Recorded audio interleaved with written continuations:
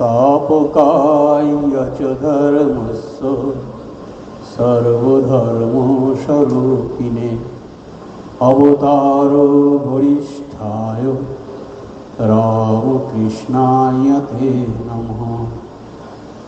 প্রণাম জানাই এ যুগের সচল প্রতিমা, আমাদের প্রাণের প্রতিমা ভগবান শ্রীরামকৃষ্ণদেব, জগজ্জননী শ্রীমা সারদা দেবী, বীর সন্ন্যাসী স্বামী বিবেকানন্দের পাদপদ্মে প্রণাম ও শ্রদ্ধা জানাই অতীতের ও বর্তমানের সকল ধর্মের সকল পবিত্র আত্মার চরণে।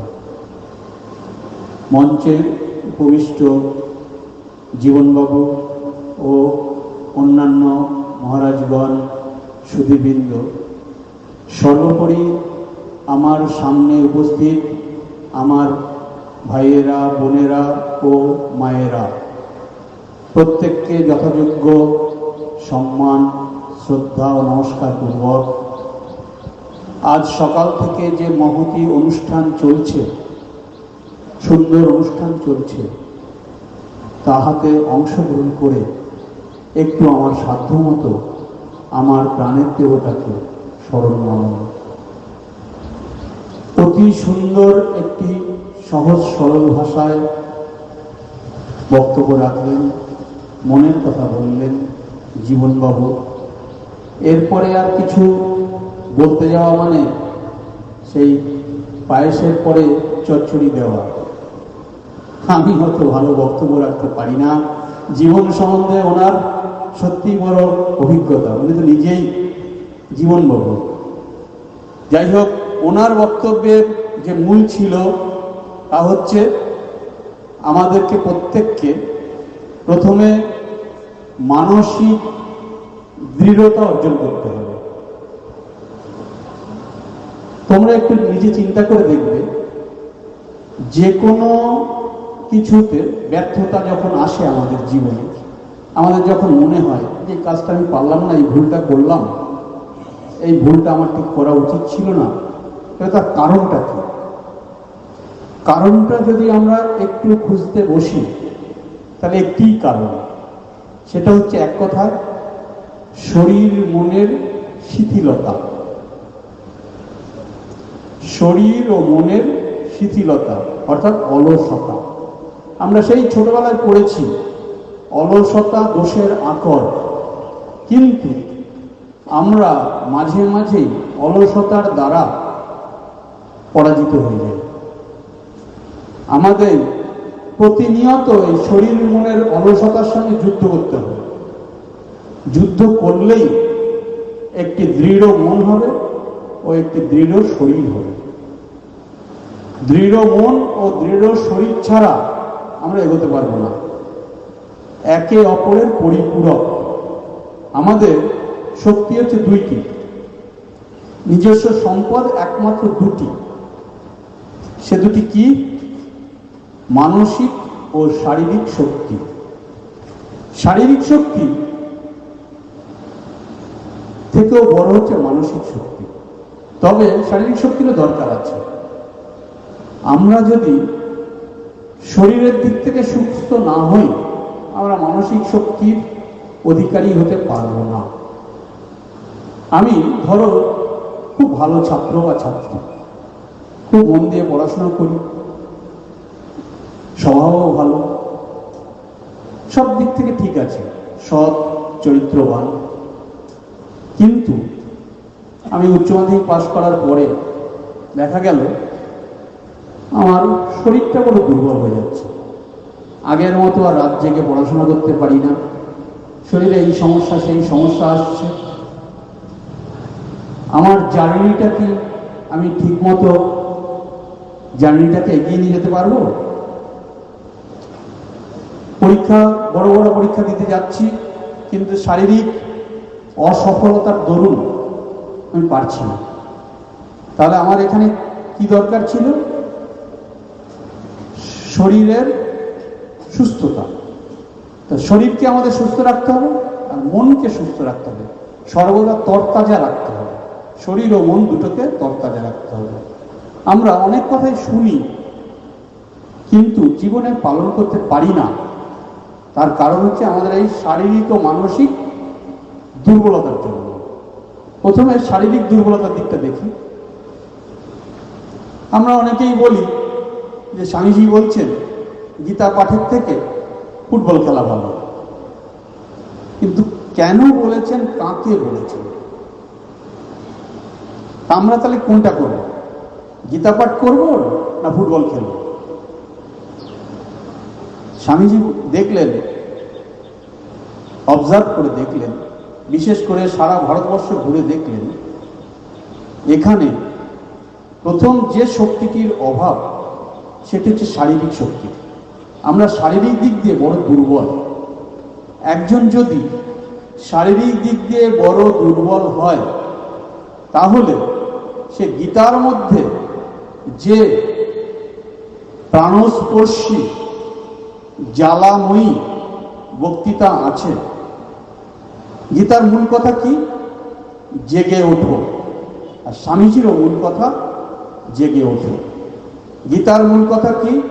দুর্বলতা ত্যাগ করো। স্বামীজিরও মূল কথা দুর্বলতা ত্যাগ করো। গীতার প্রথম শ্লোক কি? গীতার প্রথম শ্লোকে তোমরা জানো কেউ? গীতার পটভূমিকা কি? যখন অর্জুন বললেন আমার দ্বারা কিছু হবে না, আমি যুদ্ধ করব না, আমার হাত কাঁপছে, পা কাঁপছে, বললেন তো? বলে ধপাস করে রথের উপরে বসে পড়লেন, হাতের ধনুক পড়ে গেল। তখন শ্রী ভগবান শ্রীকৃষ্ণ অর্জুনকে বকা দিলেন, তিরস্কার করলেন। কে অর্জুন? অর্জুন হচ্ছে আমাদের প্রতিনিধি। অর্জুনকে যে তিরস্কার করলেন, মানে অর্জুনকে তিরস্কার করলেন না, আমাদের তিরস্কার করলেন। কেন তিরস্কার করলেন? এখনো আজও তিরস্কার করছেন ভগবান শ্রীকৃষ্ণ, আজও তিরস্কার করছেন আমাদের। কি বলছেন? অসচ্চ অনন্য শৌচস্তন প্রজ্ঞাবাদাংশ ভাষসে গতাসুন গতাসুংশ নানুষ চন্তি পণ্ডিতা ক্লব্যন্মাস্ম গম পার্থ নৈতত্বই উপপদ্ধতে ক্ষুদ্রং হৃদয় দুর্বলং ত্যক্তোৎকৃষ্ট পরন্তপ। কি বললেন? সোজা সংস্কৃত। আমাদের সংস্কৃতের জ্ঞান একটু থাকতে হবে। সংস্কৃত আমাদের পিতৃপুরুষের ভাষা। সংস্কৃত আমাদেরকে সবাইকে জানতে হবে, একটু যাতে বুঝতে পারি তার চেষ্টা রাখতে হবে। তুমি যে ব্যাপারে শোক করা উচিত নয়, সে ব্যাপারে তুমি শোক করছো। কি ব্যাপারে শোক করছিলেন অর্জুন? যে আমার সব আত্মীয় স্বজন, কাছের লোক, তাদের সঙ্গে আমি যুদ্ধ করতে পারবো না, তারা মরে গেলে তাদের মৃত্যু আমি দেখতে পারবো না, ইত্যাদি ইত্যাদি। ভগবান তাকে তিরস্কার করলেন, অসচ্চান অন্য শৌচস্থান প্রজ্ঞাবাদাংশ ভাষসে। তুমি যাদের জন্য শোক করা উচিত নয় তাদের জন্য তুমি শোক করছো, আবার বড় বড় কথা বলছো। আমরাও তাই করি। আমরা যখন যেখানে দুঃখ করা উচিত নয়, ভয় পাওয়া উচিত নয়, এগিয়ে যাওয়া উচিত, সেখানে এগিয়ে যাই না। দুর্বলতা আমাদেরকে গ্রাস করে। কিন্তু যখন কেউ এসে আমাকে জিজ্ঞাসা করে, কিরে তুই এগিয়ে গেলি না কেন, তখন আমি তাকে উল্টো জ্ঞানের কথা বলে দিই। প্রজ্ঞাবাদাংশ ভাষসে। হ্যাঁ, অনেক জ্ঞানের কথা বলে দিই। নিজের দুর্বলতা প্রকাশ করি, নিজে হেরে যেয়ে বসে থাকি, কিন্তু অপরকে জ্ঞানের কথা বলি। আমরা আমাদের ভেতরে যে অসীম শক্তি আছে, সেই শক্তির উপর বিশ্বাস করি না। এই জীবনবাবুর বক্তব্যের মূল কথাই ছিল যে আত্মবিশ্বাস ও আত্মশ্রদ্ধা। স্বামীজির কথার মূল কথা হচ্ছে আত্মবিশ্বাস ও আত্মশ্রদ্ধা। কিন্তু আমরা সেই আত্মবিশ্বাস ও আত্মশ্রদ্ধাকে কেন অর্জন করতে পারি না? আমাদের মধ্যে আছে ক্লীবতা। ক্লীবতা মানে পরের শ্লোকেই ভগবান বললেন, ক্লব্যংমাস্ম গম পার্থ নৈতত্বই উপপদ্ধতে ক্ষুদ্রং হৃদয় দুর্বলং ত্যক্তোৎকৃষ্ট পরন্তপ। আমাদের ভেতরে আছে ক্লীবতা, আমাদের ভেতরে জড়তা, আমাদের ভেতরে আছে কাপুরুষতা। এই কাপুরুষতা, ক্লীবতা, জড়তা যতদিনে আমরা ত্যাগ করতে না পারবো, আমাদের দ্বারা কিছু হবে না। সেটিকেই প্রথমেই আমি কি বললাম, শারীরিক ও মানসিক শিথিলতা। দুটো শিথিলতার মধ্যে প্রথম কোনটাকে বললাম? শারীরিক শিথিলতা। শারীরিক শিথিলতার কারণ কি? আমাদের শরীরের দুর্বলতা। শরীরের দুর্বলতার কারণ কি? আমরা শরীরের যত্ন করি না। কিভাবে শরীরের যত্ন করব?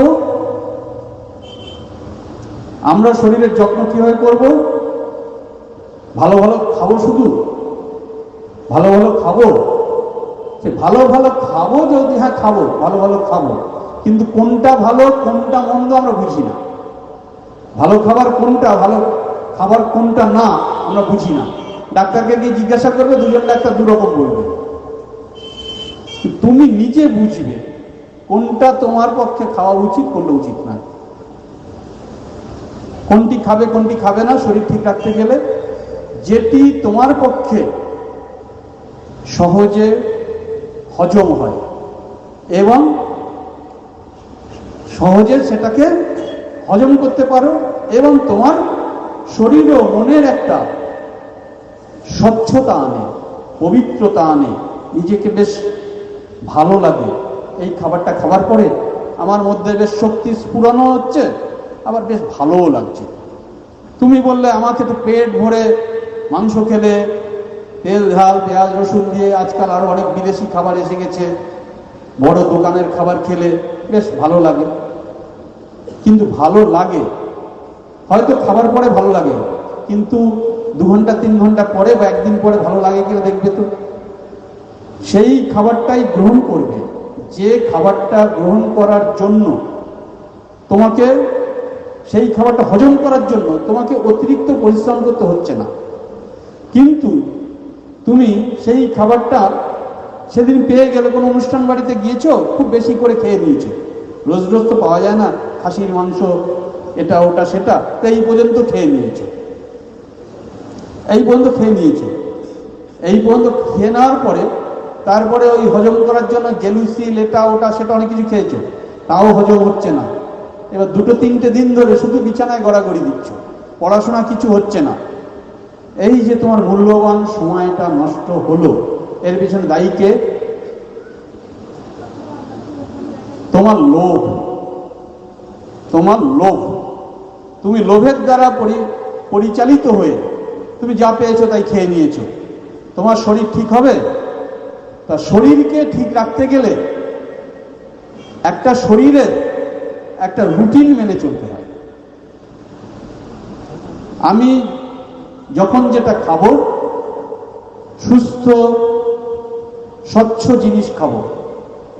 খাবার 3 প্রকারের হয়, যে কোনো জিনিসই 3 প্রকারের, এটা জানবে। সত্য, রজ, তম 3 গুণী। তুমি যদি সত্য গুণী খাবার খাও, তাহলে তোমার স্বভাব ইত্যাদি সমস্ত কিছু সত্য গুণের মতন হবে, তুমি সত্য গুণী হবে। তা বলি রজগুণী খাবার একদম দরকার নেই?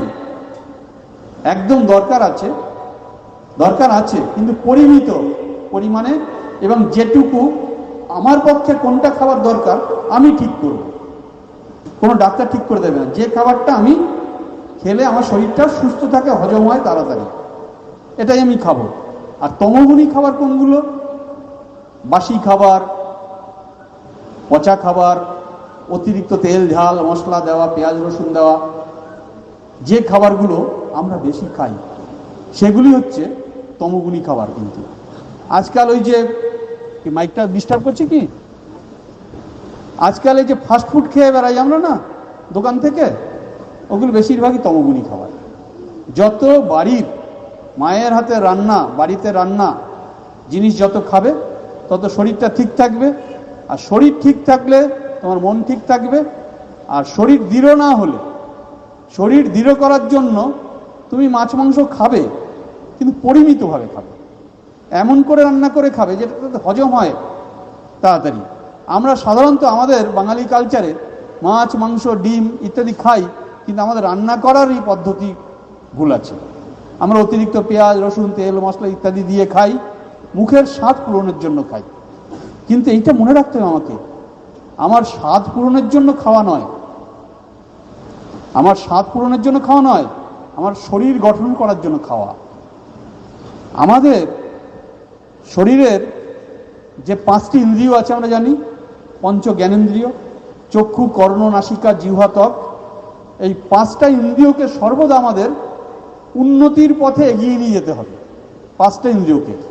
এবং 5টা ইন্দ্রিয়ই কিন্তু খাবার গ্রহণ করে, শুধুমাত্র জীব খাবার গ্রহণ করে না। জীব হচ্ছে স্থূল আকারে খাবার গ্রহণ করে, কিন্তু অন্য 5টা ইন্দ্রিয় খাবার গ্রহণ করে। আমাদের শাস্ত্রে বলা হচ্ছে আরিহতে ইতি আহারও, আহার মানে খাবার। যা কিছু আমরা বাইরে থেকে গ্রহণ করি সব কিছুই আহার, আর সব কিছুই 3 গুণী, সত্য, রজ, তম। তার প্রথমত আমরা জীবের কথা ধরি। জীব দিয়ে আমরা যদি সত্যগুণী খাবার শুধুমাত্র গ্রহণ করি, তাহলে আমাদের জীব কিন্তু পবিত্র থাকবে, তার সঙ্গে সঙ্গে শরীরটাও পবিত্র থাকবে। তোমাদের একটি ঘটনা বলি, ব্যাপারটা আরো সহজ করে বলার জন্য। জীবকে সাধারণত অপবিত্র করা যায় 2 ভাবে। এক হচ্ছে এই জীব দিয়ে যদি আমি কুখাদ্য খাই। সোজা কথায় কুখাদ্য কোনগুলো? যেগুলো শরীরের উত্তেজনা আনে, যেগুলো হজম করতে আমাকে শরীরকে কষ্ট দিতে হয়। একদিন পেট ভরে অনেক কিছু খেয়ে নিয়ে আমাকে 3 দিন ধরে শুয়ে পড়ে থাকতে হয়, সেগুলি কুখাদ্য একরকম। আর এক প্রকারের কুখাদ্য আছে, এটা যে স্থূল কুখাদ্য।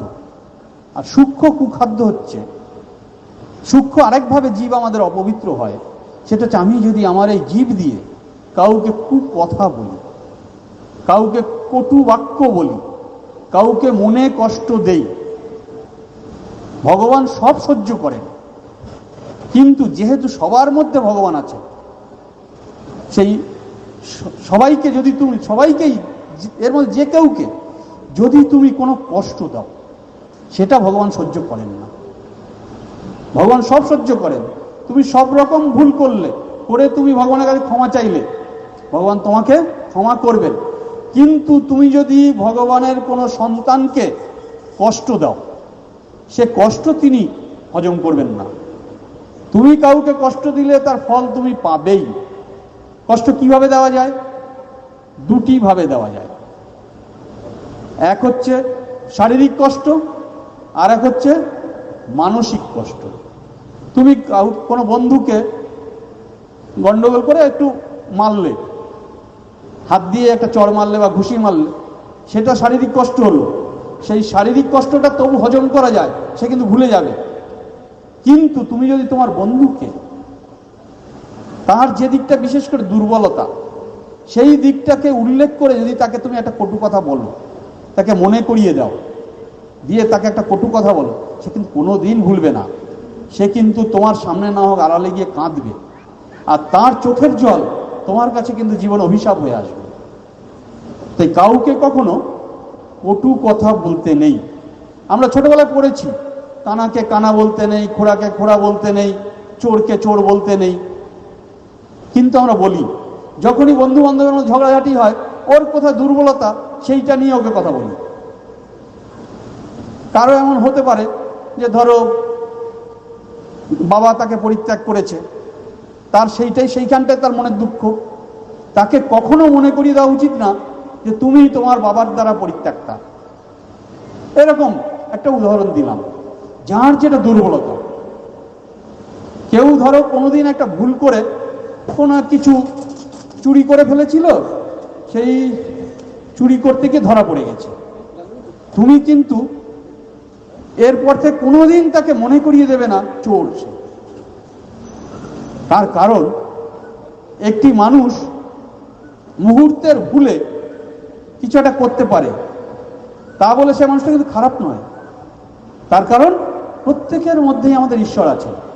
তার যে কোনো একটা কাজ দেখে, যে কোনো একটা চরিত্রের একটি বৈশিষ্ট্য দেখে তাকে আমি খারাপ বলে বিচার করে নিতে পারি না। বুঝতে পারলে? তাই আমার দুর্বলতা যেটা আছে, সেই দুর্বলতাটা নিয়ে যদি আমাকে কেউ কথা বলে, আমার ভালো লাগবে? লাগবে না। তাই অন্যের কারো কোনো দুর্বলতা জানা থাকলে তোমার, সেইটি কখনো তার সামনে বলতে নেই। এবং গোপনেও তার দুর্বলতা নিয়ে অন্যের সঙ্গে আলোচনা করতে নেই। যে কথাটা আগেই হচ্ছিল না, পিএনপিসি কখনো করতে নেই অন্যের দুর্বলতা নিয়ে, বিশেষ করে অন্যের অসাক্ষাতে। তুমি যদি কারো কোনো সত্যি দুর্বলতা দেখছো, তার এটা খারাপ তোমার মনে হচ্ছে, তোমার ধরো ঘনিষ্ঠ বন্ধু, তার মধ্যে একটা খারাপ কিছু তুমি লক্ষ্য করেছো, তুমি দেখছো যে খারাপ পথে যাচ্ছে সে।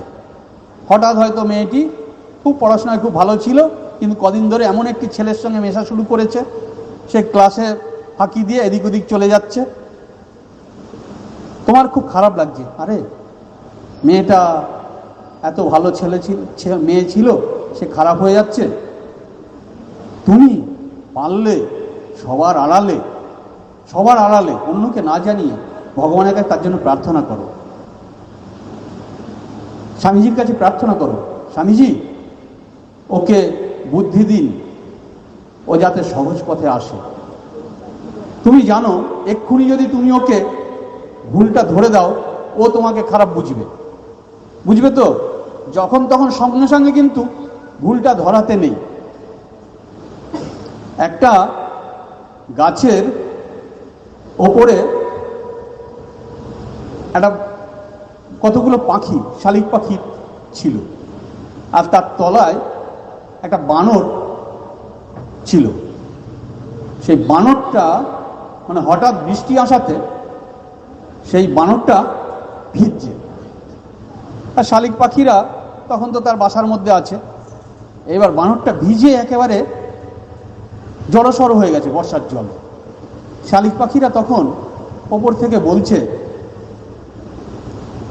আরে তোমাকে ভগবান দুটো জায়গায় চারটে হাত পা দিয়েছে, তুমি তো একটু বাসা তৈরি করতে পারো, তাহলে তো এবার বৃষ্টিতে ভিজতে হয় না। এত বৃষ্টিতে ভিজছো, কি কষ্ট হচ্ছে তোমার। তখন বানরটা হয়তো আমাকে জ্ঞান দেওয়া হচ্ছে, দাঁড়াও বৃষ্টিটা কমুক দেখছি। যেচে কাউকে জ্ঞান দিতে গেলে এরকম হয়।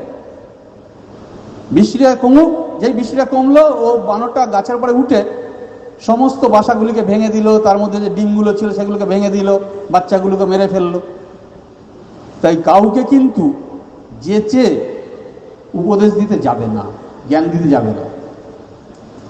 তোমার কাছে যদি সত্যি কখনো সে আঘাত পেয়ে আসে, সে আঘাত পাবেই, সে ভুল পথে যাচ্ছে, সে আঘাত পাবেই, এবং তোমার কাছে একদিন আসবে, তখন তুমি তাকে বলো।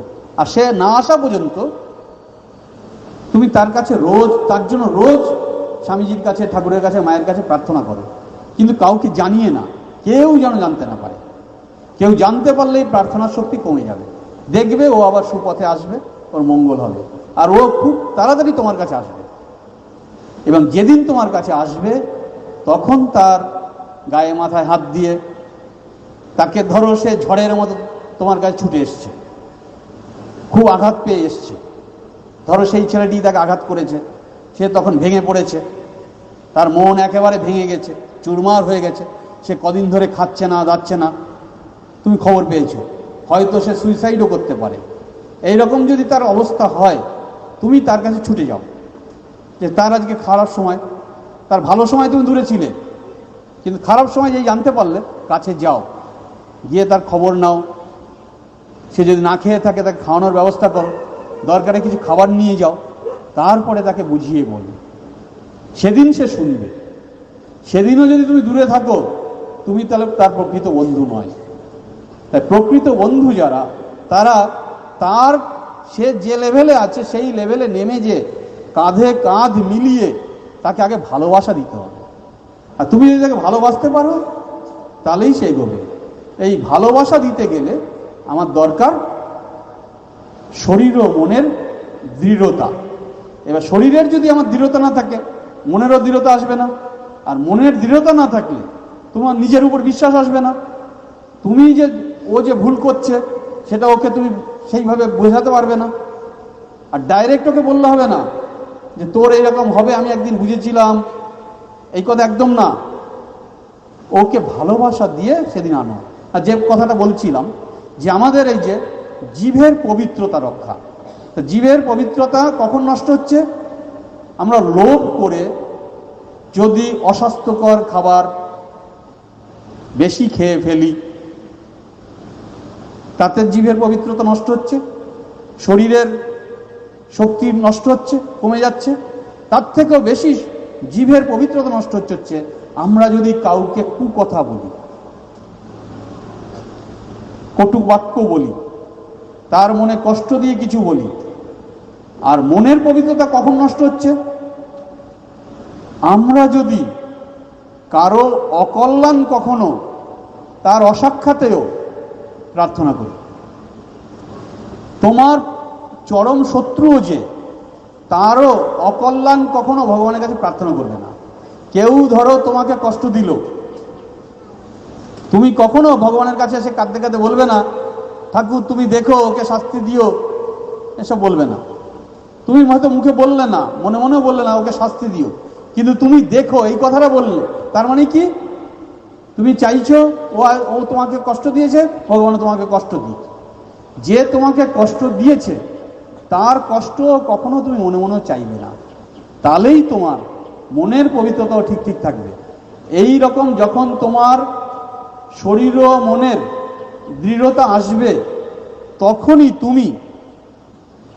তুমি গীতায় কি বলেছেন ভগবান সেটা ঠিক ঠিক মতো বুঝতে পারবে। আর তার আগে শুধু যদি গীতা পড়ো তুমি কিছু বুঝতে পারবে না। তোমাকে আগে শরীর মনের দৃঢ়তা আনতে হবে। শরীর মনের দৃঢ়তা আনতে গেলে এই মাস্টারমশাই যেটা বললেন কিছুক্ষণ আগে, জীবনবাবু যেটা বললেন, সেগুলো তো দেখলে। আমাদেরকে সৎ পথে থাকতে হবে।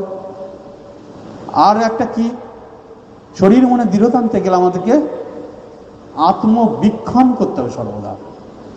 আত্মবীক্ষণ মানে নিজেকে নিজে সর্বদা ওয়াচ করতে হবে। তা যে ঘটনাটা বলতে গিয়ে বলা হলো না, সেটা একটি ঐতিহাসিক ঘটনা। আজ থেকে 100 বছরেরও আগের ঘটনা প্রায়। কেরালার প্রত্যন্ত গ্রাম, তখন ত্রিক্কুর গ্রাম, মন দিয়ে শুনবে কিন্তু। কেরালার ত্রিক্কুর গ্রামে একটি বালক, এই 10-11 বছরের বালক, নাম তার শঙ্করন, ওই শঙ্কর বা শঙ্করন। সে বন্ধুদের সঙ্গে খেলাধুলা করতে করতে, 10-11 বছরের বালক যা হয়, নিজেদের মধ্যে একটি ঝগড়াঝাটি হয়েছে। বন্ধুকে একটা তথাকথিত খারাপ কথা বলেছে, খুব খারাপ কথা নয়, তবে একটু খারাপ কথা বলেছে। তখন তার মা কাছাকাছি ছিলেন, মায়ের কানে গেছে কথাটা। মা বললেন, বাবা শঙ্কর, তোমার জিভে মা সরস্বতীর অধিষ্ঠান, সেই জিভে তুমি যদি কাউকে খারাপ কথা বলো তাহলে তোমার জিভ অপবিত্র হয়ে গেল। আর অপবিত্র স্থানে মা সরস্বতী এসে কিভাবে বসবেন? আর মা সরস্বতী যদি তোমার জিভে না বসেন তাহলে তুমি লেখাপড়া কিভাবে শিখবে, বড় কিভাবে হবে? তা সেই 10-11 বছরের বালক তার সেই কথাটা, মায়ের কথাটা সারা জীবন মনে রেখেছেন। সেই বালকের যখন 95-96 বছর বয়স, তখন তার মুখ থেকে আমরা শুনি এই কথাটা, যে মা আমাকে ওই সময় ওই বয়সে এই কথাটা বলেছিলেন, আমি সারা জীবন মায়ের কথাটা মনে রেখেছি।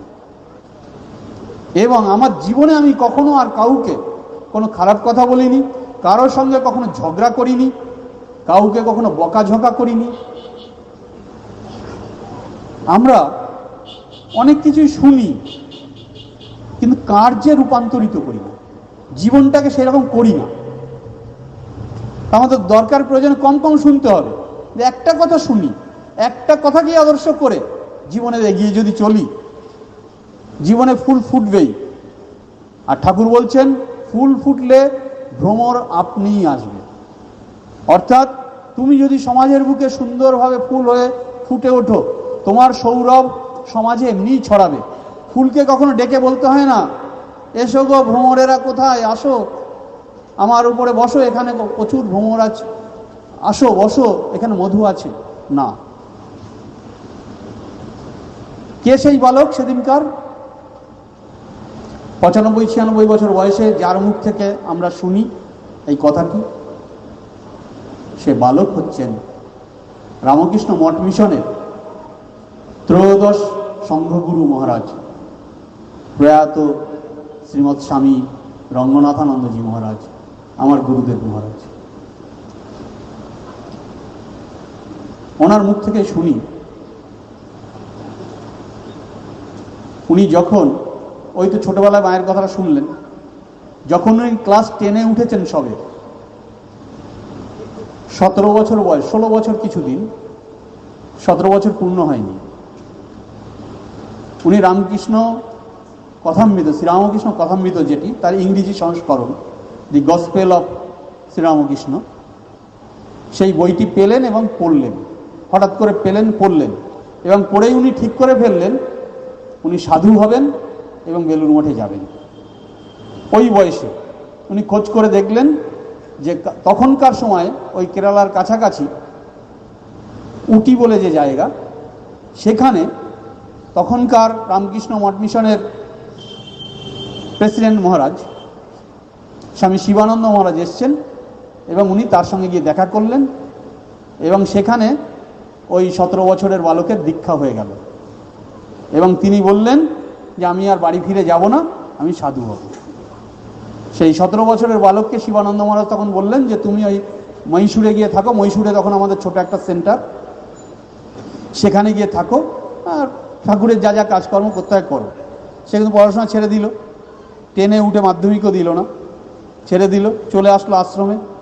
আশ্রমে আসার পরে সে আশ্রমের সমস্ত কাজকর্ম তাকে একা করতে হয়, তার কারণ আশ্রমে মাত্র 2 জন, একজন বৃদ্ধ সাধু ওই আশ্রমের যিনি প্রধান, আর ওই 17 বছরের বালক ব্রহ্মচারী। আশ্রমের তাকে সব কাজ তখন করতে হয় ওই 17 বছর বয়সে। সে পুজো করা, রান্না করা, বাসন মাজা, কাঠ কাটা, কয়লা ভাঙা, বাজার করা, বাগানের কাজ করা, একটা আশ্রমে যা যা কাজ হয়, গরুর সেবা করা, সমস্ত কিছু তিনি করেন।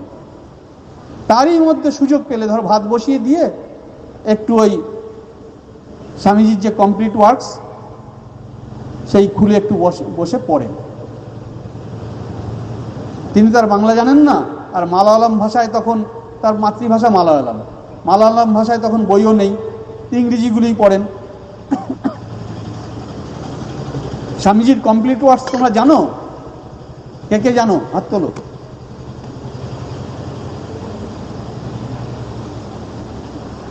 স্বামীজি সারা জীবনে যত বক্তৃতা দিয়েছেন এবং কিছু কিছু লিখেছেন, সেগুলো বাংলায় যেমন সংকলন আছে, তার ইংরেজিও আছে। বাংলাতে বলে বাণী ও রচনা, আর ইংরেজিতে বলছেন complete works of Swami Vivekananda. এরকম 10টা খণ্ডে আছে, এরকম মোটা মোটা 10টা বই আছে। সেই 10টা বই মহারাজ, এই যার কথা বলা হচ্ছে, উনি জীবনে 64 বারের ওপর পড়েছেন। এছাড়া গীতা, উপনিষদ, ভাগবত, বিবেক চূড়ামণি ইত্যাদি ইত্যাদি যত শাস্ত্র গ্রন্থ, যত বিজ্ঞানের গ্রন্থ, জ্ঞানের যত গ্রন্থ, উনি যেখানে যা পেয়েছেন উনি পড়েছেন। ওনাকে একজন প্রবীণ সন্ন্যাসী বলছেন, ওনাকে কখনো দেখিনি চুপচাপ বসে থাকতে। এক দেখেছি ওনাকে স্টেজে বক্তৃতা দিচ্ছেন, নয়তো দেখেছি কোনো একটা বই খুলে বসে আছেন, পড়ছেন। ট্রেনে, বাসে, যেখানে যখন যেতেন সবসময় ওনার কাছে বই থাকতো। বই পড়া ছাড়া উনি অন্য কোনোভাবে সময় নষ্ট করতেন না। এইভাবে উনি সারা জীবনে যত জ্ঞানের আকর পেয়েছেন, আকর গ্রন্থ পেয়েছেন, সমস্ত পড়াশোনা করেছেন। এবং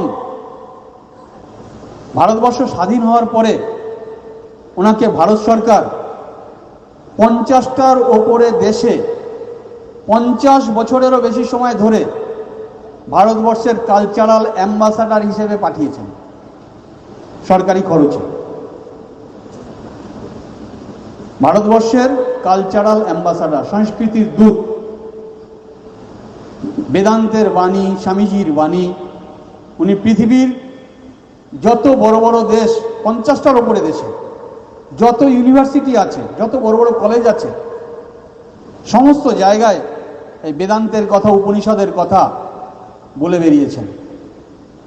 সেই সময়কার পৃথিবীতে যত বড় বড় বিজ্ঞানী, জ্ঞানীগুণী মানুষ ছিলেন, সবাই এসে ওনার সঙ্গে দেখা করেছেন। এবং সেই সময়কার ওই সময়টার, ওই 50 বছরে, স্বাধীনতার পরের 50 বছরে পৃথিবীর মধ্যে সর্বশ্রেষ্ঠ জ্ঞানী মহাপুরুষ যারা, তাদের মধ্যে তিনি ছিলেন অন্যতম। তা তিনি তো মাত্র ক্লাস 10 পর্যন্ত পড়াশোনা করেছেন। তার জিভে তারা মা সরস্বতী কি করে এলেন? তিনি 7টার উপরে ভাষা জানতেন, 7টা ভাষা অনর্গল লিখতে পারতেন, বলতে পারতেন। কি করে হলো? এক হচ্ছে এই মাতৃবাক্যের শ্রদ্ধা। মা যে কথাটা বলেছেন, ওই কথাটার প্রতি শ্রদ্ধা, এবং সারা জীবন ধরে মেনে চলেছেন। এই শ্রদ্ধাই হচ্ছে মানুষকে বড় করে। স্বামীজি বলছেন বারবার, আত্মশ্রদ্ধা। আমাদেরকে প্রথমে নিজের উপরে শ্রদ্ধা আনতে হবে। এই আত্মশ্রদ্ধা যখনই আমার ঠিক থাকবে, তখনই আমার শারীরিক দৃঢ়তা আসবে, মানসিক দৃঢ়তা আসবে। তখনই আমি যে কোনো একটি আদর্শকে, স্বামীজি বলছেন, বুলডগ টেনাসিটি দিয়ে ধরে রাখতে। বুলডগ টেনাসিটি বলতে, বুলডগ কুকুর দেখেছো? সে যখন একটা শিকারকে ধরে, কিছুকে ধরে, কেমন করে কামড়ে ধরে? তখন যদি তুমি তরবারি দিয়ে তার ঘাটটাকে কেটে নামিয়েও দাও, তার ঘাটটা কেটে নেমে চলে যাবে, কিন্তু সে যে জিনিসটা কামড়ে ধরেছে ওটাকে ছাড়বে না। আমাদেরও এরকম জীবনে একটা আদর্শকে ধরতে হবে, বেশি কিছুর দরকার নেই, এবং বুলডগ টেনাসিটি দিয়ে ধরতে হবে। আর নিজের ওপরে এই রকম দৃঢ়তা থাকতে হবে, আমি পারবই, আমি পারবই। কোনোভাবে দুর্বলতা আমাদের মধ্যে আনবো না। স্বামীজি বলছেন, এই দুর্বলতাই পাপ। পাপ বলে আর অন্য কোনো কিছু নাই। যা কিছু আমি করব কি করব না, কিভাবে বিচার করব, সেই জিনিসটি আমাকে শারীরিক ও মানসিকভাবে দুর্বল করছে না আমার ভেতরে শক্তি আনছে, আনন্দ দান করছে। বিচার করো, একবার শুধু বিচার করো, এই কাজটি করব কি করব না। যদি সেই কাজটি করে তোমার মনে হয় যে আমাকে দুর্বল মনে হচ্ছে, মা শুনলে কি বলবে, অমুকের সঙ্গে আজ স্কুল পালিয়ে, কলেজ পালিয়ে যাব কি যাব না, মা শুনলে সেটাকে আমাকে প্রাইজ দেবে না এই দেবে, আমি সেটাকে গোপন রাখবো না প্রকাশ করে মায়ের কাছে বলতে পারবো, মাই তো আমার সবথেকে বড় বন্ধু। মা শুনে তাতে খুশি হবেন না দুঃখ পাবেন? বিচার করো। আর প্রত্যেকে নিজের উপর শ্রদ্ধা রাখো, নিজের পিতামাতার উপর শ্রদ্ধা রাখো, নিজের ধর্মের উপর শ্রদ্ধা রাখো, নিজের জাতির উপর শ্রদ্ধা রাখো, নিজের প্রতিবেশীদের উপর শ্রদ্ধা রাখো, নিজের দেশের উপর বিশ্বাস রাখো, শ্রদ্ধা রাখো। শ্রদ্ধা ছাড়া মানুষ বড় হয় না। যখনই কোনো একটা কিছুতে তোমাকে বিপথে টানবে, এই বয়সটাই বিপথে টানে, এটাকে বলে টিনেজ। টিনেজ মানে কত থেকে কত? 13 to 19, যার শেষে 3 আছে, তাই তো? এই সময়তে আমরা শারীরিক ও মানসিকভাবে একটু চঞ্চল হয়ে উঠি, এটা করব, ওটা করব, সেটা করব। হ্যাঁ করব, নিশ্চয়ই করব। প্রসারণী জীবন, সংকোচনী মৃত্যু। কিন্তু সেই কাজটা আমাকে দুর্বলতা আনবে না আমার শরীর মনের আনন্দ দান করবে, প্রফুল্লতা আনবে? আমি সেইটা করে গর্ববোধ করব না লজ্জাবোধ করব? নিজেকে নিজে ক্রস প্রশ্ন করো। এই ক্রস প্রশ্ন করা, এইটা আমাদের প্রতিনিয়ত চালাতে হবে। এই নিজেকে নিজে ক্রস প্রশ্ন করার, এগিয়ে চলা, এই জীবন। এগিয়ে চলাই জীবন, প্রসারণী জীবন, সংকোচনী মৃত্যু, পলায়নী মৃত্যু। পালিয়ে যাব না। জীবনে অনেক বিপদ আপদ আসতে পারে, অনেক যুদ্ধ করতে হতে পারে, কিন্তু কোথাও পালিয়ে যাব না। আমরা স্বামীজির সৈনিক, আমরা কখনো পালাতে জানি না, যুদ্ধক্ষেত্র থেকে পালাতে যাব না। আর বলছেন কি, ওই ধিক ধিক করে জ্বলে মরার চাইতে মুহূর্তং জ্বলিতং শ্রেয়। একটু একটু করে দেখো, আমরা সমাজের সব মানুষগুলো ধিক ধিক করে তুষের আগুন পুড়ে পুড়ে যেমন মরে, সেইভাবে আমরা মরছি। আমরা সবাই পুড়ে পুড়ে মরছি।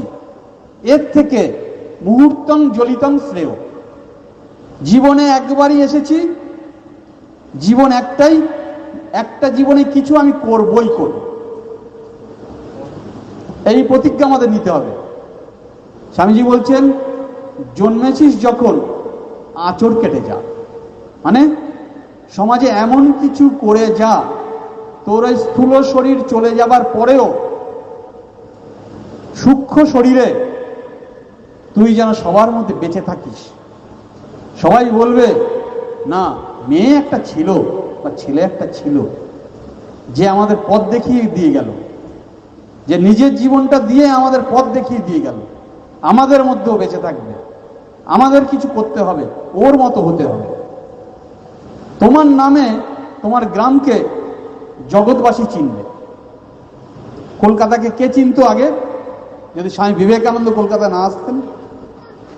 কামারপুকুরকে কে চিনত যদি শ্রীরামকৃষ্ণ দেব সেখানে না আসতেন? জয়রামবাটিকে কে চিনত যদি মা সারদা সেখানে না আসতেন? আমার গ্রাম পুতুন্ডাকে চিনবে ভবিষ্যতে আমার জন্মস্থান হিসেবে, আমি যদি কিছু আঁচড় কেটে যেতে পারি। এই আঁচড় কেটে যাওয়াই জীবন। এই আঁচড় কেটে যাওয়ার জন্য প্রথমে দরকার কি? আত্মশ্রদ্ধা ও আত্মবিশ্বাস, যে না, আমার এই জীবনটা বৃথা যাবে না, আমি জীবনে কিছু না কিছু করবই, আঁচড় কেটে যাবই। আর নিজেকে নিজে জিজ্ঞাসা করা যে আমি সমাজে কি দিতে পারি। নিজেকে নিজে জিজ্ঞাসা করো, আমি সমাজে কি দিতে পারি। নিজের ভেতরে কোন আগুনটা জ্বলছে, সেই আগুনটাকে আরো উস্কে দাও। নিজেকে নিজেই আমরা জাগাতে পারি। আমার নিজের ভেতরেই সেই পরম সত্তা আছে, সেই পরম সত্তাকে আমি জাগাতে পারি। যদি ঠিক ঠিক মতো জাগাই, সেই পরম সত্তাই আমার কাছে হবে ভগবান। ভগবান আর অন্য কেউ না। আর যদি আমার জীবনটাকে বিপথে চালিত করি, আমার জীবনের যদি এই যে সময়গুলো ড্রেনে যায়, সময় শুধু নষ্ট করি, আমারই একদিন মনে হবে যে আমি নিজে মানুষটা আসলে ভালো নই। সেই জন্য আমার জীবনটা এইভাবে ড্রেনে চলে গেল। আর একটা যদি সুযোগ পেতাম, আর কি সুযোগ দেবে? 80 বছর 90 বছর বয়সে তখন ভাবছি, আর একটা যদি সুযোগ পেতাম। আর সুযোগ পাবে না। বেশিরভাগ মানুষ সেই হয়, জীবনটাকে ড্রেনেজ করে। তা আমাদের জীবনের সবচেয়ে মূল্যবান জিনিস হচ্ছে সময়। সময়ের মূল্য আমাদের সবাইকে দিতে হবে। আমরা বুঝি না, জীবনটা চলে যাচ্ছে, একটা দিন চলে যাচ্ছে মানে মৃত্যুর দিকে আরো একটা দিন এগিয়ে গেলাম। কবে কে মরবো আমরা কেউ জানি না, কিন্তু তার মধ্যে আমাদের জার্নিটাকে কমপ্লিট করতে হবে। এই জার্নিটাকে কমপ্লিট করাই হচ্ছে জীবন। জীবনটা যে আস্তে আস্তে মৃত্যুর দিকে এগিয়ে যাচ্ছে, এটা আমরা কেউ জানি না। ওই একটা বাচ্চা ছেলেকে তার বাবা একটা চকলেট খেতে দিয়েছিল। তা বাচ্চা ছেলেটা চকলেটটা খাচ্ছে, খুব ভালো চকলেট। খেতে খেতে ভেউ ভেউ করে কাঁদছে। কেন কাঁদছে কেউ বলতে পারবে? পারবে কেউ বলতে? দেখি হাত তোলো, কে বলবে? কেউ বলতে পারছে না। আমার উত্তর তো এতক্ষণের মধ্যে উত্তর দেওয়া আছে আমার প্রশ্নটায়।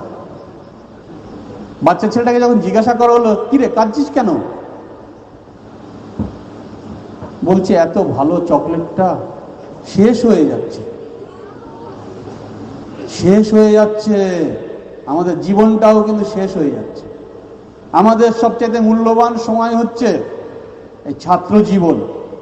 ছাত্র জীবনটাই হচ্ছে, ওই ব্যাংকে কেউ ফিক্সড ডিপোজিট করে না, 10 লাখ 15 লাখ 25 লাখ টাকা থাকলে সারা জীবন ধরে বসে বসে খেতে পারে, তেমন আমাদের চরিত্র গঠনের মূল সময়টা হচ্ছে, মূলধন সঞ্চয়ের মূল সময় হচ্ছে এই ছাত্র জীবন। এই ছাত্র জীবনে যে যতটা জমিয়ে যেতে পারবো, যত অর্জন করতে পারবো, আমরা প্রত্যেকে অর্জুন, কিন্তু অর্জুন অর্থাৎ যিনি জীবনের রসদ অর্জন করেছিল। অর্জন করতে হবে কি? নিজের ভেতরের এই কাপুরুষতা, ক্লীবতা, ভীরুতা, এগুলোকে দূর করতে হবে, করে এগিয়ে যেতে হবে। যে যত আমরা এগিয়ে যাব, সে তত এই লাইফ জার্নিতে সফল। আমাদের প্রতিটা মুহূর্ত যেন, প্রত্যেকটা মুহূর্ত যেন আমরা সফলভাবে কাটাই, পজিটিভভাবে জীবনটাকে নিতে হবে। এই যখন আমরা প্রতিটি জীবনের প্রত্যেকটা মুহূর্তে সফলতার দিকে এগোচ্ছি না আমরা বিফলতার দিকে এগোচ্ছি, বিচার করে আমরা চলবো, সেইটি হচ্ছে জীবন। তাই বলছেন জীবন কি? জীবন হচ্ছে নিজেকে প্রতিনিয়ত ওয়াচ করা। ওয়াচ মানে কি? WATCH, watch. তুমি জীবনে তখনই ঠিকভাবে তৈরি হবে, ঠিক দিকে এগোবে তোমার ওয়াচ যদি ঠিক থাকে।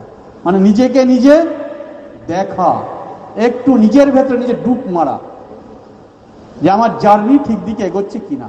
First watch, watch your world. Watch your world মানে তুমি যখনই কারোর সাথে কথাবার্তা বলছো, মেলামেশা করছো, তুমি যে শব্দটা চয়ন করছো, সেই শব্দটা তো ঠিক করছো তো? তুমি কারোর সঙ্গে, প্রথম থেকেই বলেছি যে কারোর সঙ্গে কখনো কর্কশ বাক্য বলবো না। একটু মিষ্টি কথা বলতে, মধুর বাক্য বলতে তো পয়সা খরচা করতে হয় না। অতএব মধুরভাবে আমি কারোর সঙ্গে কথাবার্তা কেন বলবো না? ভালো কথা কেন বলবো না? আমার ভালো কথা শুনে, আমার একটু বল উদ্দীপনকারী কথা শুনে যে মেয়েটি বা যে বন্ধুটি বিপথে চলে যাচ্ছিল, যে হয়তো মনের দিক দিয়ে ভেঙে পড়েছিল, সে যদি আবার জীবন পথে ফিরে আসে, তার মরা গাছে যদি আবার ফুল ফোটে, তাহলে কি আমি এইটি সবচেয়ে বড় ভগবানের কাজ করলাম? এটা একটি সেবা করলাম? তাহলে মধুর বাক্য দিয়ে অনেক বড় বড় কাজ করা যায়, অনেক বড় বড় কাজ করা যায়। আর এই মধুর বাক্য সেই ততটা প্রয়োগ করতে পারবে যার ভেতরে যত সহ্য শক্তি বেশি। শ্রীমা সারদা দেবী বলছেন, সহ্যের সমান গুণ নাই, সন্তোষের সমান ধন নাই। আর যদি শান্তি চাও মা, কারো দোষ দেখো না, দোষ দেখবে নিজে। অর্থাৎ তুমি যদি সংসারে অল্পেতে খুশি হও, তাহলে তোমার ভেতরে সর্বদা শান্তির প্রদীপ জ্বলবে, আর তুমি অপরের সঙ্গে ভালো ব্যবহার করতে পারবে। আর নিজের ভেতরে সর্বদা যদি একটা হতাশা থাকে, এটা পেলাম না, ওটা পেলাম না, সেটা পেলাম না, বাবার কাছে এইটা চাচ্ছি দিচ্ছে না, ওইটা চাচ্ছি দিচ্ছে না, এত হাজার টাকার মোবাইল ফোনটা চাইলাম দিল না, তোমার ভেতরে সর্বদা যদি একটা অশান্তির আগুন জ্বলে, তোমার ভেতরে কখনো সন্তোষ আসবে, আনন্দ আসবে? তো তুমি জীবন পথে এগোচ্ছ কিনা তার প্রধান লক্ষণ হচ্ছে তোমার ভেতরে সন্তোষ আসছে কিনা, তুমি অল্পেতে আনন্দ বোধ করছো কিনা, তুমি নিজের ভেতরে বল অনুভব করছো কিনা, তোমার কোনো কিছুতে দুর্বলতা আসছে না তো, তোমার হৃদয়টা আস্তে আস্তে আরো প্রসারণ হচ্ছে কিনা, তুমি সকলকে ভালোবাসতে পারছো কিনা, সকলের দুঃখে তুমি নিজে দুঃখী হচ্ছ কিনা, সকলের সুখে সুখী হচ্ছ কিনা, সবার সঙ্গে সুখ দুঃখ আনন্দ ইত্যাদি ভাগ করে নিতে পারছো কিনা।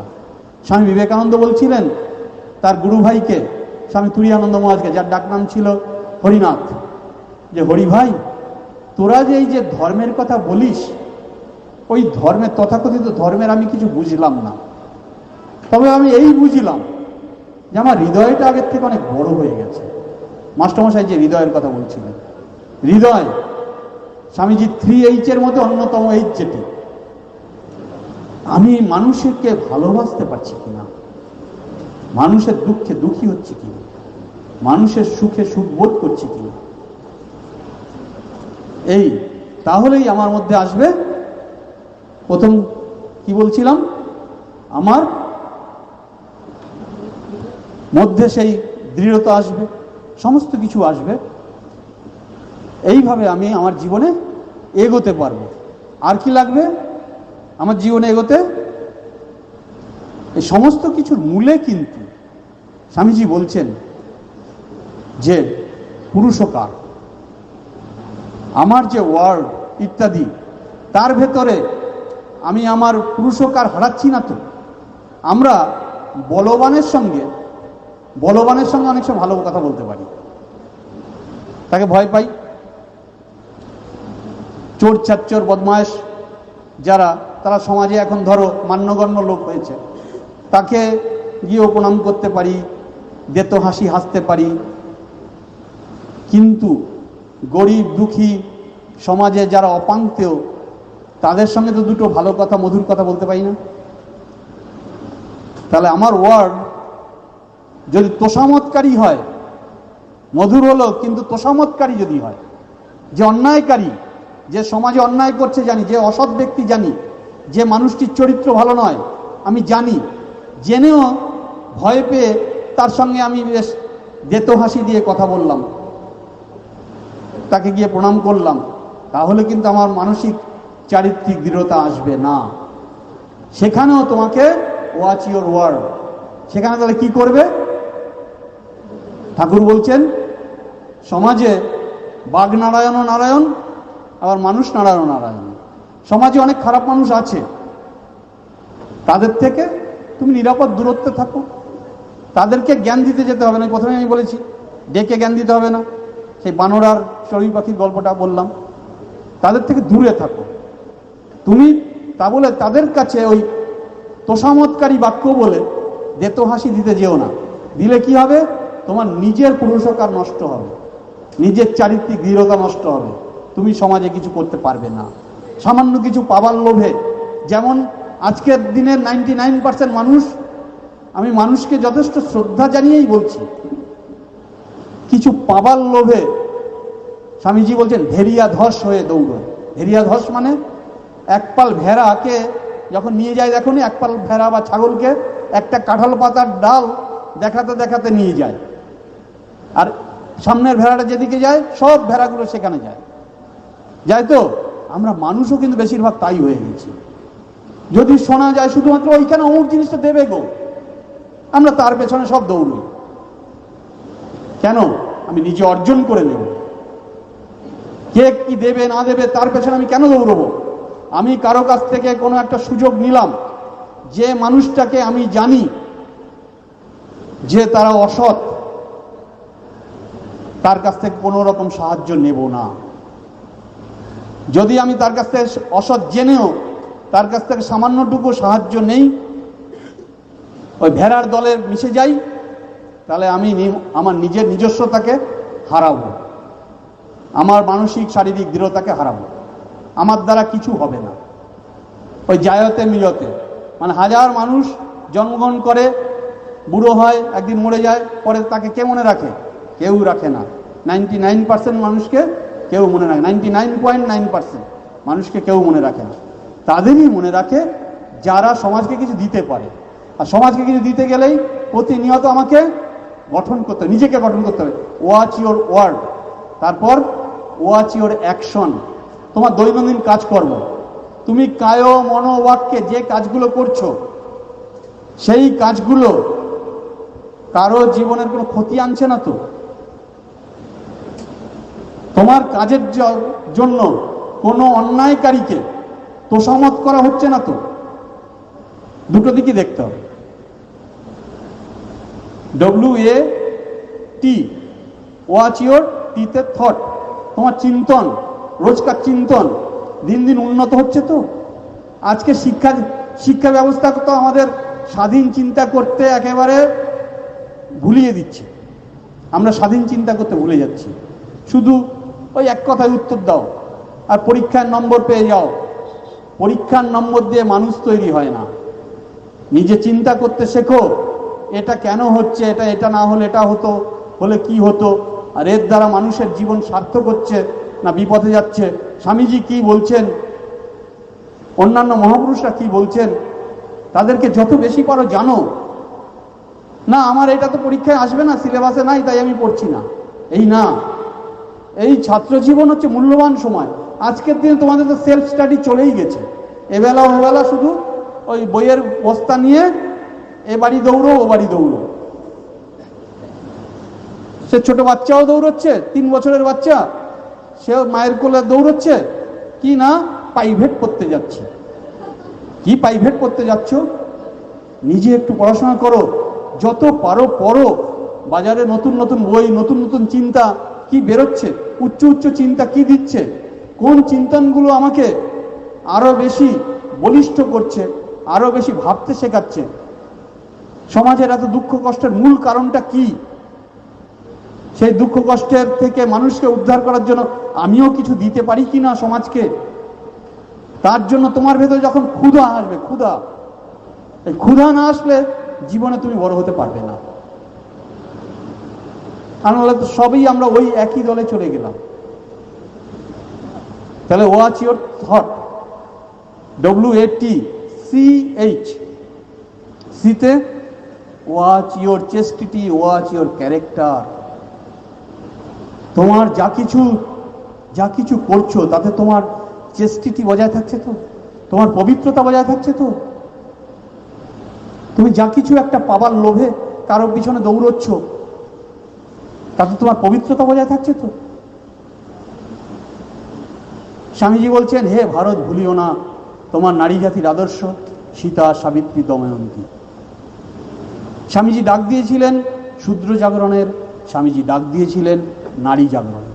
স্বামীজির ডাকে সাড়া দিয়ে আজ আমার দেশের ভাইয়েরা অনেক জেগে উঠেছে, বোনেরা জেগে উঠেছে তার থেকে অনেক বেশি। আজকে ঘরে ঘরে ছেলেদের থেকে মেয়েরা বেশি স্কুলে যাচ্ছে, কলেজে যাচ্ছে, মেয়েরা বড় বড় চাকরি করছে বেশি, তারা মহাকাশ গবেষণায় অংশগ্রহণ করছে, বড় বড় চিকিৎসক হচ্ছে, শিক্ষক হচ্ছে, ইত্যাদি ইত্যাদি অনেক কিছু করছে, পাশ্চাত্য বিদ্যায় অনেক শিক্ষিত হচ্ছে। কিন্তু এর যেমন সুফল আছে, কুফলও একটি আছে। পাশ্চাত্য বিদ্যায় শিক্ষিত হয়ে তারাও ওই টাকার পাহাড় তৈরি করতে শুরু করছে। কিন্তু আমাদের ভারতবর্ষের মূল আদর্শ যেটি পবিত্রতা, নারীর যেটি ভূষণ, শ্রীমা সারদা দেবী বলছেন নারীর ভূষণ হচ্ছে লজ্জা। আজ আমার দেশের মেয়েরা ওদের দেখা দেখি, পাশ্চাত্য দেশের দেখা দেখি, যেমন কারিগরি বিদ্যা ইত্যাদিতে উন্নত হচ্ছে, বহির্বিশ্বের জগতে উন্নত হচ্ছে, তেমন অন্তর্জগতে ভিখিরি হয়ে যাচ্ছে। তারা তাদের পবিত্রতাকে রক্ষা করতে ভুলে যাচ্ছে, তারা তাদের লজ্জাকে বিসর্জন দিচ্ছে। স্বামীজি বলছেন একটি মেয়ের পরিচয় হচ্ছে সে হচ্ছে একটি ভালো সন্তানের জননী। তার একটি অন্যতম পবিত্র কর্তব্য হচ্ছে সে নিজে যেমন নিজের জীবনকে তৈরি করবে, পবিত্রতার মাধুর্যে নিজেকে উন্নীত করবে, তেমন সে আবার একটি ভালো সন্তানের জননী হবে। আমার দেশের আজকের যারা মেয়েরা, তাদের কোলে ভবিষ্যতে আরো স্বামী বিবেকানন্দ কেন তার থেকেও বড় বড় মনীষীর জন্মগ্রহণ করবে। কিভাবে করবে? ভালো যদি মা হয় তাহলেই তো তার কোলে ভালো সন্তান আসবে। তাহলে আমাদেরকে প্রথমেই যেটি রক্ষা করতে হবে পবিত্রতা। মাস্টারমশাই যেমন বলছিলেন 3H এর কথা, কিন্তু তারও আগে স্বামীজি বলছেন 3P এর কথা, পিউরিটি, পেশেন্স, পার্সিভারেন্স। পিউরিটি অর্থাৎ পবিত্রতা। পবিত্রতা ছাড়া কিচ্ছু হয় না। তুমি টাকার যত বড় পাহাড় হও না কেন, তোমার মধ্যে যদি পবিত্রতা না থাকে জীবন মরুভূমি হয়ে যাবে। একজন মানুষ, অনেক নামকরা মানুষ, অনেক টাকা পয়সা দিয়েছে, অনেক হসপিটাল করেছে, এটা করেছে, ওটা করেছে, স্কুল করে দিয়ে অনেক কিছু করেছে, হঠাৎ শোনা গেল সেই মানুষটি অমুক একটি মেয়ের জীবনকে নষ্ট করেছে। যেই শোনা গেল, আর সেই মানুষকে কেউ শ্রদ্ধা করবে? কেউ করবে না। তাহলে সবচাইতে বড় ধন হচ্ছে পবিত্রতা। এই পবিত্রতা যেন আমাদের, আমরা যতই উন্নত হই যা হই, আমরা যেন আমাদের পবিত্রতাকে বিসর্জন না দিই। এ সম্বন্ধে অনেক কথা বলা যায়, কিন্তু তোমরা সবাই বুঝতে পারছো আশা করি কি বলতে চাইছি। আমি এই নিয়ে বিস্তারিত বলছি না, তোমাদের ধৈর্যচ্যুতি ঘটবে, অনেকক্ষণ হয়ে গেছে আশা করি। পবিত্রতা যদি আমার থাকে, তখন আমি আমার নিজের জীবন গঠন করতে ধৈর্যকে ঠিক করে ধরে রাখতে পারবো। যার জীবনে পবিত্রতা নেই, তার জীবনে ধৈর্য থাকবে না, আর ধৈর্য ছাড়া অধ্যবসায় আসবে না। পিউরিটি, পেশেন্স, পারসিভারেন্স, আর অধ্যবসায় ছাড়া কোনো বড় কাজ হয় না। জীবন গঠন তো অনেক পরের কথা। তাহলে এই তিনটি আমাদের যেন সর্বদা থাকে। আর এর জন্য আমাদের ওই চিন্তনকে, ওয়াচ ইউর থট, নিজের চিন্তনকে সর্বদা, নিজের চিন্তনকে দেখতে হবে যে আমার ধৈর্য হারাচ্ছে না তো, আমার পবিত্রতার কোথাও ত্রুটি হচ্ছে না তো, আমি আমার কাছে হেরে যাচ্ছি না তো। আসলে জগতের সবাইকে ফাঁকি দেওয়া যায়, নিজেকে ফাঁকি দেওয়া যায় না কিন্তু। তার কারণ আমার নিজের মধ্যেই তো তিনি আছেন, ঈশ্বর আছেন। আমি তাকে ফাঁকি দেবো কি করে? তিনি তো সব কিছুই দেখতে পাচ্ছেন, তা আমাকে তো দেখতে পাচ্ছি না। আর সমস্ত কিছুর পরে যদি আমার ভেতরে পবিত্রতার ঘাটতি থাকে, নিজেকে নিজেই একদিন বলবো, তুমি আসলে না মানুষটা বাইরে অনেক ভালো ভালো কথা বলো, অনেককে জ্ঞান দাও, অনেক কিছু করো, আসলে তুমি নিজে মানুষটা ভালো না কিন্তু, সেই জন্য তোমার আজকে এত কষ্ট। বুঝতে পারলে? তাই আমাদের পবিত্রতা বজায় রাখতে হবে, আর চিন্তনকে উচ্চ উচ্চ চিন্তন করতে হবে। Watch your thought, WATCH, C অর্থাৎ ক্যারেক্টার, ক্যারেক্টার আর পবিত্রতা, চেস্টিটি। আমার চরিত্রকে, নিজের চরিত্রকে নিজেকেই উন্নত করতে হবে। চরিত্র কিন্তু দুদিনে উন্নত হয় না, দীর্ঘদিন ধরে এর পেছনে লেগে থাকতে হয়।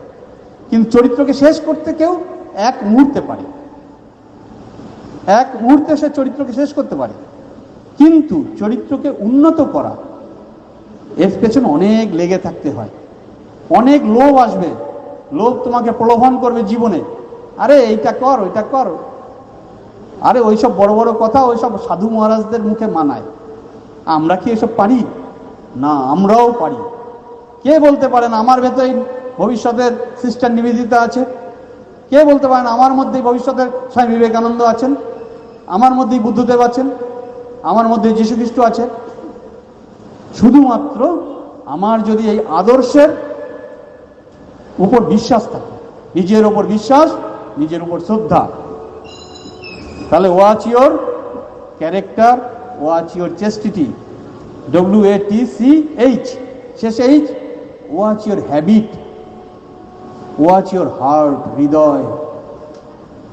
তোমার হ্যাবিটগুলো, দৈনন্দিন অভ্যাসগুলো, জীবনকে সুন্দর করতে গেলে, সমৃদ্ধ করতে গেলে খুঁটিনাটি যে অভ্যাসগুলো, এইগুলোকে নিজেকে নিজে দেখতে হয় যে আমার কোনো একটা অভ্যাস খারাপ হচ্ছে না তো, আমার মধ্যে অলসতা চলে আসছে না তো, আমার মধ্যে চঞ্চলতা চলে আসছে না তো, আমার মনটা আমি শান্ত করতে পারছি তো, হৃদয়ে সেই আনন্দ অনুভব করছি তো। ওয়াচ ইউর হার্ট আর হ্যাবিট।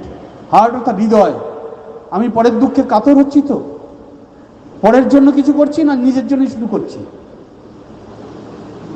স্বামীজি বলছেন পরার্থ পরতাই ধর্ম, আর স্বার্থপরতাই অধর্ম। এর ওপরে আজ সারাক্ষণ সারা রাত ধরে বলতে পারি, কিন্তু বেশি বলার আর দরকার নেই। আশা করি তোমরা সব বুঝতে পেরেছো, আশা করি ক্লিয়ার হয়েছে। যদি এরপরেও কিছু ছোটোখাটো একটু আধটু প্রশ্ন থাকে তোমরা করার সুযোগ পাবে। তোমাদের কাছ জন্য ভগবানের কাছে প্রার্থনা করি তোমরা সব সমাজের বুকে ফুলের মতো ফুটে ওঠো এবং তোমাদের জীবন পবিত্রতার সৌরভে সুরভিত হোক। ওম শান্তি শান্তি শান্তি। হরি ওম তৎসৎ। শ্রীরামকৃষ্ণার্পণমস্তু।